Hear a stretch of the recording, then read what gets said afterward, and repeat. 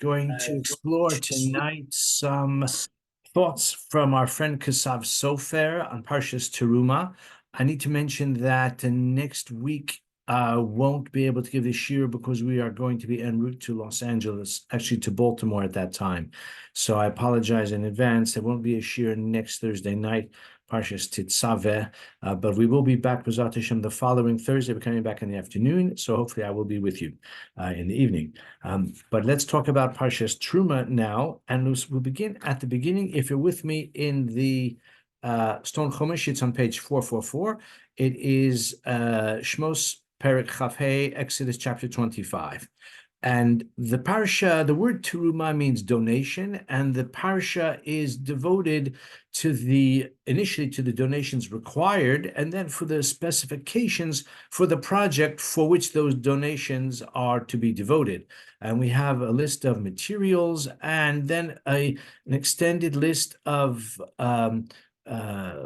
vessels that are of a very holy nature, that are intended to facilitate somehow, to enable the Jewish people to commune with God, to allow Hashem, so to speak, to dwell in their midst. Okay, that is just by way of context and introduction. The Mefarshim observe, and we're going to start with this tonight, Ksav Sofer, for example, points out that our Parasha Terumah follows immediately from the end of naturally last week's Torah reading, which is called Mishpatim. And Mishpatim, as the name implies, as I'm sure you know, deals extensively with the laws governing matters of commerce, interpersonal relations, torts, personal injury, property which is lost, property which is stolen, property which has been entrusted to a bailee, and related matters. In other words, dealing with monetary and societal matters, as opposed to our parasha and many other subjects of the Torah that deal primarily with our relationship with Hashem. So it is interesting that the two are exactly juxtaposed, and the Mefarshim comment on the significance of that. So Ksav Sofer says the following. He says that our Parshas Terumah, is juxtaposed to Mishpatim in order to convey the idea, and he's quoting the Medrash here, that tzedakah has to be accomplished, charitable works, have to be accomplished without compromising the integrity of one's business affairs, which is to say that ill-gotten gain should not be devoted to a charitable purpose, perhaps with the intention or with the expectation that somehow the donation will expiate some of the wrongdoing on the part of the profiteer, on the part of someone who has gained wealth or whatever money it is in an illicit fashion.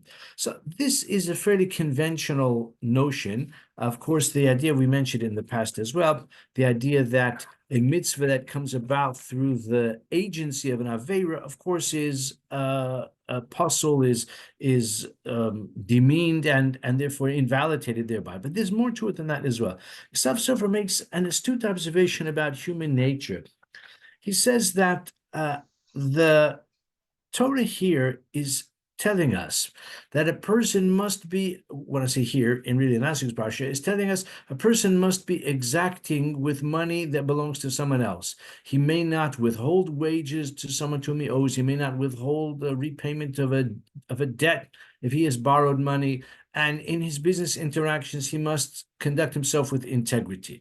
It means that a person who is exacting with the money that belongs to someone else or could belong to someone else or that he owes to someone else, nevertheless has to be open-handed and open-hearted and generous when it comes to charitable affairs.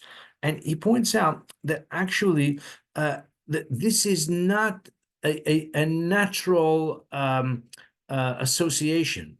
Meaning, a person who is not that careful with other people's money is likely to be more generous with his own money. Now, you could have a case where it's the opposite, where he takes other people's money, but he's stingy with giving out his own. I'm sure there are people like that as well, no doubt. But the same impulse, the same character trait, the same, let's say, like inclination towards generosity of the spirit can also lead a person to be, let's say, fast and easy with other people's money as well. I would suggest, and I think he's alluding to this, that the phenomenon of a person who is philanthropic, he's a charitable individual, but he's known for his doubtful business practices. And sadly, there are such instances in the world, including in the Jewish world. Now, at one level, you might say, well, this is rank hypocrisy, or he's trying to salve his conscience, maybe by embezzling or acquiring through illicit means £1 million, and he donates 10,000 to charity. There may be some of that as well, meaning there may be that may be part of the explanation. But according to Ksav Sofer, it's not necessarily so straightforward. He's not looking to justify it at all. But he says it may be a similar impulse. The person who is lavish, the person who is maybe we might say rapacious, or a person who is prepared to go to the edge or beyond the edge in his business dealings, may have also a similar attitude towards his own money in terms of charitable impulses. In any case, according to Ksav Sofer, the Torah says that this is the Torah is telling us this is not the acceptable path, but rather the terumah, the donation, the generosity that you are asked to display in enabling the construction of the Mishkan should not and may not derive from funds which are acquired through questionable practices. Truth is, in the desert, they had ample money because they received a kind of lump sum payment for their years, their generations of servitude in Egypt, and they collected bounty at the Red Sea. So for them, it maybe wasn't a question of money that came through doubtful means, but in subsequent generations, it certainly is a relevant message. And Ksav Sofer says that a person has to be exacting in his business practices, act with integrity, and not claim or withhold or retain money that belongs to someone else. And yet, when it comes to giving to tzedakah, he has to do so in a generous and maybe even, we could say, in a lavish manner. So it's an insight into human nature that a person has to overcome that tendency, or that maybe weakness that a person may have to be lavish and to be, not attentive to the small amounts or even the large amounts. He should not succumb to that temptation, but rather he must be careful in his business dealings and yet generous in his charitable disbursement. A bit later, a few psukim later, actually, we have an interesting pasuk, which on the surface doesn't, let's say, excite the interest of the reader, or it may not, but there's a fascinating medrash, and I'd like to elaborate a little bit because Ksav Sofer has a beautiful and a novel insight. The pasuk says, the famous pasuk says, they shall make a sanctuary for me, and I will dwell among them in their midst. But the next pasuk says, the one that's, as I say, prima facie, not that dramatic. Kechol asher ani mareoscha, es tavnis hamishkan ve'es kol kelav v'chein ta'asu. In accordance with that which I show you, the form of the tabernacle, the form of its vessels, v'chein ta'asu, and so shall you do. Now, there is an extra letter here, my friends. The extra letter, you've probably noticed it. If not, read it again. I'll read it for you. Take note. Kechol ashani mareoscha eis tavnis hamishkan ve'eis tavnis kol kelav v'chein ta'asu. The extra letter is the vav in v'chein. It should say, we would expect it to say, kein ta'asu, so shall you do, which truthfully, that itself is a bit redundant. It's almost implied. But why does the Torah say v'chein tasu? So Rashi is alert to that, and Rashi says ledoros. The Torah is hinting here to what you have to do in the future as well, future generations. V'chein tasu ledoros. It's not quite clear what shall you do in future generations. This pasuk, curiously, appears in a certain medrash. This medrash is obscure in its origins. I've done a small amount of research, and from what I can see, it is not clear where the medrash actually derives from, but I can tell you where everyone cites it from a certain source. Just very briefly, there was a man called Rabbi Yaakov ibn Chabiv. He lived in Salonika in the 16th century, died in 1519. And he was one of the great Torah personalities of his time. And he wrote a book which you may well have heard of called Ein Yaakov. Ein Yaakov has been reprinted many, many times. It is initially, let's say, at its basis, a compilation of the Aggadic passages, of the Midrashic passages, the homiletic passages, the passages of interpretation, but also stories and, often mythological and fantastic, probably symbolic accounts that are found in the Talmud, in every tractate of the Talmud. He collects them, and they're published separately with a very fascinating commentary, more than one commentary as well. The introduction to Ein Yaakov quotes a medrash, which we don't know, or I haven't been able to find the original source of the medrash, but it doesn't mean it's inauthentic, because he was a very reliable source and a very widely read scholar, and it's probably the case that some midrashim were lost over time. How many manuscripts were plundered and destroyed? In any case, let me tell you the medrash. So you need to find it here where Ksav Sofer quotes it.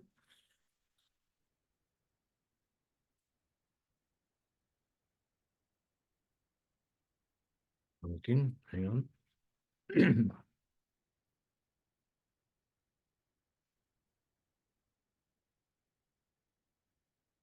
He says as follows: the medrash that he quotes, that Ein Yaakov quotes in the introduction. Listen to this medrash. Ben Zoma Omer Matzinu pasuk hakolel batorah. There is a pasuk that is all-embracing, that's all-encompassing. Of all of the thousands and thousands of verses in the Torah, there's one pasuk which is so fundamental it almost embraces the entirety of the Torah, or it's a cornerstone of the entire Torah. And he mentions a pasuk which is very familiar to us all. Shema Yisrael Adonai Eloheinu Adonai Echad. That is stated in the name of Ben Zoma, one of the sages of the Mishnah. It's in Pirkei Avos as well. Shema Yisrael is in Shimon Ben Zoma. Shema Yisrael Adonai Eloheinu Adonai Echad. That's a pasuk kolel. Ben Nanas, kind of unusual name, but that was his name. Another one of the sages says, Matzina pasuk hakolel yoser. I found a pasuk which is more all-encompassing. Ve'avta l'reacha kamocha. Love your neighbor as yourself. Again, two very well-known psukim. Prima facie, it would seem that the first one is quoting a pasuk that has theological fundamentals, belief in God, the oneness of God. The second pasuk, of course, is the foundation of our relations with other people. Love your neighbor as yourself. But it goes on. Shimon ben Pazi Omer, Matzinu bekole hakolel yoser. There's another pasuk which is even more all-embracing. And what is that pasuk? And here's the irony. Es hakeves ha'echad taseh v'avoker, ve'es hakeves ha'sheni taseh ben ha'arbaim. One lamb in the morning, one lamb in the evening. This is the Korban Tamid, the daily offering, which was specified to offer on the part of the entire congregation of Israel in the morning and in the evening. Now, this pasuk, it's hard to see how it is a worthy companion, let alone competitor, to the other two. What's fundamental about it? What's dramatic about it? What's the message underlying it? It's obscure. But here is the punchline. Omar Rabbi Ploni, a certain sage, he's not identified by name. Ploni is like the anonymous sage. Perhaps the medrash, or the one who recorded the medrash, wasn't certain who it was, but one of the other sages Amad al raglav. He got up he stood up and he said, halacha keben pazi. The halacha follows ben pazi. It's not really a halachic matter, but he's like endorses the view of ben pazi. Ben pazi was the third one who said the kevis in the morning, the kevis in the evening. Shenemar, and what pasuk does he quote to substantiate the superiority of that verse over Shema Yisrael and love your neighbor? Shenemar k'chol hashanim areoscha estanis hamishkan v'tavnis kol kelav v'chein ta'asu. Our pasuk. This is the pasuk which substantiates. Ad kan lishona, that is the medrash. And he says, "V'hamedrash hazomer darshuni v'chyu." This medrash says, "Interpret me and live." In other words, if you can interpret, if you can unravel, get to the intent of this medrash, then you will have accomplished something very worthwhile. I'll just mention parenthetically the well-known interpretation of this medrash, which is found in the Maharal, probably elsewhere as well, is that the first pasuk is belief in God. The second pasuk is love your neighbor. The third pasuk, which we'll see, Ksav Sofer has a different approach, but I will tell you first the well-known approach, just parenthetically. The Maharal says the third pasuk, the kevis in the morning, kevis in the evening, is consistency. Doing something on a daily basis, maintaining your commitment, your relationship with Hashem every day, morning and evening, to uphold it, to maintain it, to achieve it on an ongoing basis, that is more valuable, because Shema Yisrael and love your neighbor are important principles, but what about the application of the principle? What about the implementation? And what about the maintenance and the sustainability, as we like to say nowadays? The sustainability is hinted to in the pasuk of Ben Pazi in the morning and in the and in the evening. That's what Maharal says, and others have elaborated upon that. And one can certainly, in fact, I was thinking about giving a whole shiur on that, based on that interpretation of the Medrash. But that's not for tonight, because tonight we're doing Ksav Sofer. Ksav Sofer has his own idea, a novel idea. He says like this: Shema Yisrael means hear O Israel. That, says Ksav Sofer, alludes to the responsibility of every Jew to inspire others, to encourage others, to instruct others, to be an example to others, to be concerned for the religious standing of other people. Shema Yisrael, something that you hear, something which is in the public sphere. Shema Yisrael, in the public arena, he says, Lahalhiv es chaveiro, to ignite the heart of his friend regarding belief in God, service of God. That's Shema Yisrael. Says the next Tana, Ben Nanas, I've got another pasuk which is broader. You know why? Because your pasuk says you should be concerned for the religious standing of every Jew, for his portion in the world to come, to enable him to earn the eternal bliss in the next world. But I'm going to tell you, love him as yourself. Be concerned for his well-being in this world as well. That's how Ksav Sofer explains it. V'ahavta recha kamocha means, of course, you're concerned for his future in the world to come, just like you're concerned for your own. But go beyond that. V'ahavta recha kamocha, just like you want to live in this world also. You want to be contented. You want to have your needs met. You want to have a home in which to live. You want to have a wife, a husband, a family. So someone who's lacking in those things, do what you can to help him, whether it's a shidduch, whether it's a job, whether it's employment, whether it's other forms of concern for his well-being in this world, for his physical or material or even biological well-being. V'ahavta recha kamocha takes the idea of Shema Yisrael, which means to be concerned for others spiritually, and says, go beyond that. You also have to do for him what you want for yourself. You also want comforts and satisfaction and fulfillment in this world, and rightly so. Says the Ksav Sofer, the third opinion that says about the keves in the morning, the keves in the afternoon, he says if you look at it closely, it says Esakeves, and he observes that pasuk begins in the plural and concludes in the singular. Asher takrivu. I'll just read the rest of that pasuk. He says in his drash, he says that the pasuk begins with the plural and continues in the singular. Says Ksav Sofer.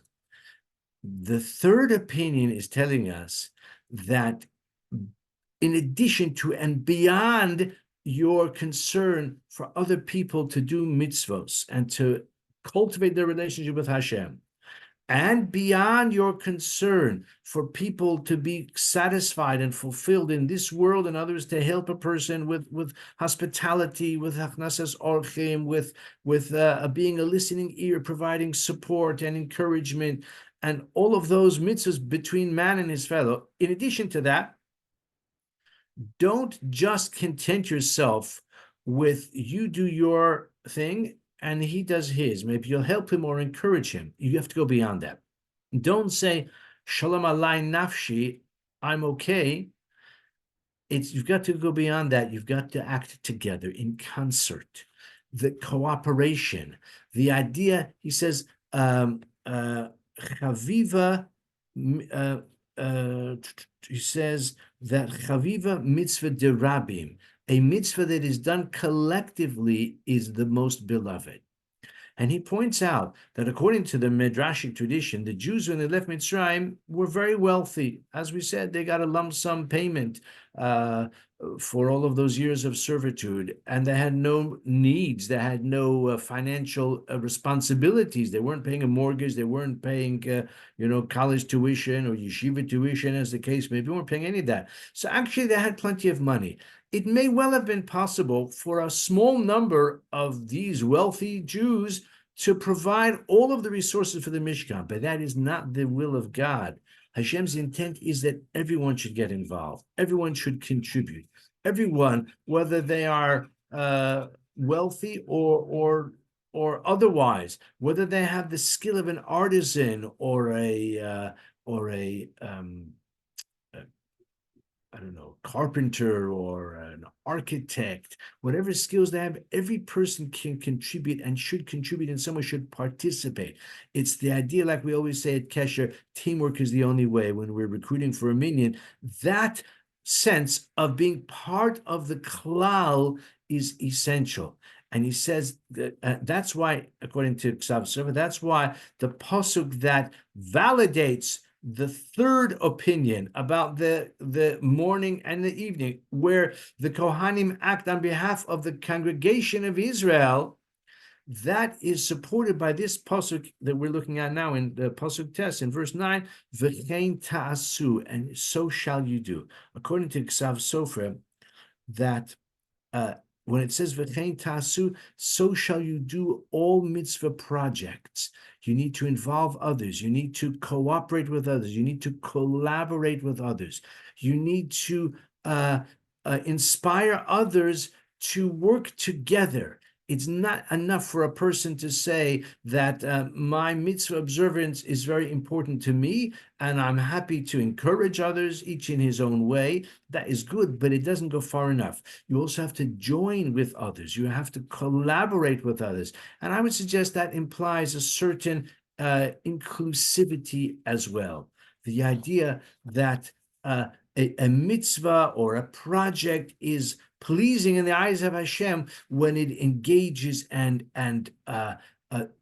inspires the participation of the whole community. That's how Ksav Sofer explains this medrash, which says that Shema Yisrael means encourage others spiritually. Love your neighbor means encourage and be concerned for other people's physical well-being in this world as well. The third pasuk says, join together, collaborate, be part of a community and participate collectively. Don't exclude someone because of his relative paucity of his talent, or whatever it might be. That's how Ksav Sofer explains, we're in this together, and that is the most important principle that embraces more than the other two. This is a novel approach. I saw in the footnotes in my Sefer, apparently he gave this drasha when they dedicated the new Beis Medrash, the new great synagogue in Preshburg, and I suppose he was praising the leadership, but even more so the community at large who participated in this wonderful project. We've got a few more minutes. And I'd like to share with you one last thought. For those who pay close attention to these things, our little shir tonight was called Taken for a Ride. Excuse me. So here's Taken for a Ride. Take a look with me, please. In the next passage, it's all right nearby, page 446. Vasu Aron Atzei Shitim. Make an ark of acacia wood. The Torah indicates its proportions and more information about it, the gold overlay and all of that. And it says that this aron was fashioned with staves, with beams that were rods, you can say, of wood also, to enable the Levium to carry it, to transport the aron. Actually, if you work out the weight and the material, it was quite heavy. Some have questioned actually if it was too heavy even to carry. There are some different approaches to explaining that, but in any case, it was a substantial ark of wood and gold. And the Talmud says that the ark had a unique and no doubt supernatural quality, that it carried those who carried it. Aron nosei es nosav, that the ones who carry the ark are actually carried by the ark. This observation is found in, as I said, the Gemara mentioned, and many of the Meforshim speak about it as well.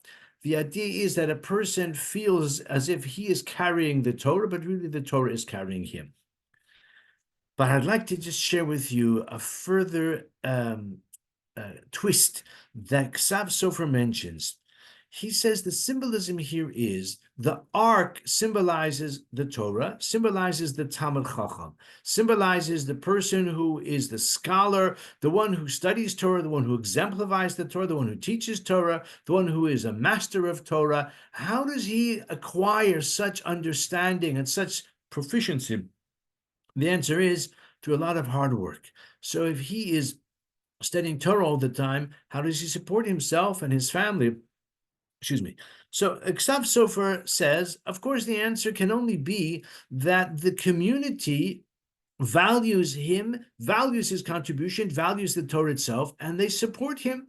And that's true for a rabbi, for a scholar, for a kollel, a yungerman. And this is, generally speaking, the sort of a trade-off in which those who support the Torah enable the Talmidei Chachamim to add value to the generation, and that is the relationship. So he says that, of course, the Talmidei Chachamim require the support, because if there are no supporters of the Torah, there can't be any scholars of the Torah. I'm not sure if the Rambam would agree with that, actually, because the Rambam was opposed to taking money to study Torah or to teach Torah. But even there, I think the Rambam would acknowledge that it's the respect and the admiration that people have for the Talmidei Chachamim, for those who exemplify Torah values, and the fact that they gain from them, that is to say, the community gains from the teachings and the example of the sages, so therefore they do what they can to enable them to study Torah. But in any case, he quotes also the saying, if there are no leaves, there are no grapes. The leaves of a grapevine are not that useful compared to the grape itself. But if there are no leaves, there will be no grapes. The leaves are essential for the grapes. And in a similar way, the Talmidei Chachamim, or the Torah, requires the support. But says the Ksav Sofer, in adding a beautiful idea, he says, actually, it's not just that the supporters of the Torah are sustained by the Torah, but they are uplifted by the Torah. They are exalted by the Torah. Those who study Torah, of course, are uplifted by the Torah. If a person is genuinely committed to the process of Torah study, but the one who supports the Torah is also exalted by the Torah. A person who has a friend or a neighbor who's a Talmid Chacham, let's say, who's a Rosh Yeshiva, or who is someone who's Torah, who is devoted to the study of Torah, the teaching of Torah, and he contributes, he donates towards the yeshiva or towards the kollel, and he helps that person to meet his financial needs. The one who gives is exalted by the process. The fact that he has the opportunity to get to know the Talmid Chacham, to become a friend of his, the fact that he is maybe a confidant of his, the fact, let's say someone is, on the board of governors of a yeshiva, and so he's involved with the fundraising, and he gets to know the Rosh Yeshiva in a personal way. He is exalted by it. He is uplifted by that as a result. I remember my late friend Bensi Dunner had many Rosh Yeshiva and Rebbes who used to stay with him and they'd come to see him. Of course, he supported them generously, but he got such inspiration and such wisdom, and he derived such benefit from it. I met recently, so I don't want to mention his name, and he knows that we knew the late Rabbi Simcha Wasserman, Zichron Levracha, and he said to me, Rabbi Wasserman used to stay with me when he came to London, and he told me some Torah thoughts that Rav Wasserman told him. Now, I can tell you our son Simcha is named for Rabbi Wasserman. Simcha is nearly 31 years old.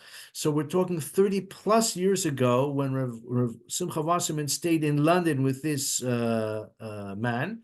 I'm sure he was a supporter of Rabbi Wasserman and of the yeshiva, but he was delighted to be able to recall and to share with me some things he learned from Rabbi Wasserman and the great inspiration and the pleasure that he derived from it. So what we see here is that the idea that the one who carries the ark is carried by it is not only that he is sustained by it, he is uplifted by it as well. He is exalted by it. And as I said, I think anyone who has had the opportunity to get to know Talmidei Chachamim, I believe will become uplifted by it and recognize the value and the benefit and the inspiration that is gained from having a relationship with these truly great personalities. So this is what Ksav Sofer says about the Aron, no say es no sav, that it carries those who carry it. It uplifts those who carry it. I think our time is just about up, so we'll stop here tonight. Thank you to everyone for joining us. And as I said earlier, we won't be in session next Thursday, but B'ezrat Hashem, we will resume in 2 weeks' time. I wish everyone a wonderful Shabbos.